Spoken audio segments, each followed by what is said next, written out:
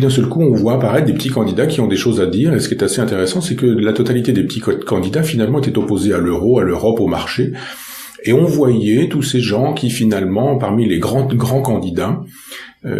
semblaient s'opposer, mais finalement disaient à peu près la même chose, parce que les grands candidats sont tous des gens qui nous disent qu'il faut rester dans l'Europe, y compris les gens qui nous disent qu'on peut envisager une sortie de l'Europe, parce que Marine Le Pen est extrêmement prudente sur ce sujet, et Mélenchon, c'est exactement la même chose, c'est-à-dire on sort pas de l'Europe. On ne sort pas de l'Europe. On demande aux Français ce qu'ils en pensent après qu'on ait proposé des négociations qui permettront de toute façon à l'Europe, en lâchant un petit peu de l'Est ici ou là, de donner l'impression que finalement on a négocié, Marine Le Pen ne sort pas de l'Europe, Jean-Luc Mélenchon ne sort pas de l'Europe, on donnera des petites choses qui symboliquement donneront l'impression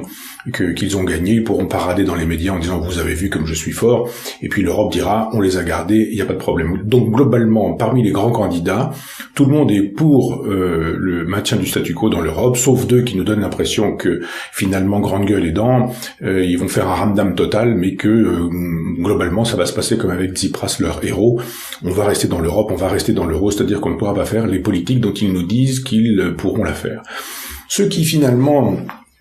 sont des petits, le sont peut-être assez probablement parce que ils sont ceux qui disent qu'ils ne veulent pas, franchement, de cette Europe-là. Autant les autres, on peut les accepter dans le club. Globalement, on fait semblant de ne pas être d'accord, mais finalement, sur l'essentiel, on est d'accord. Alors que les autres, sur l'essentiel, ne sont pas d'accord. Et les Dupont-Aignan, et les Poutou, et les Artaud, et les Cheminade, et les Asselineau sont tous des gens qui nous disent que finalement, il faut sortir de l'Europe, et peut-être l'un des plus convaincants était, je confonds, je ne sais plus si c'est Cheminade ou Asselineau, mais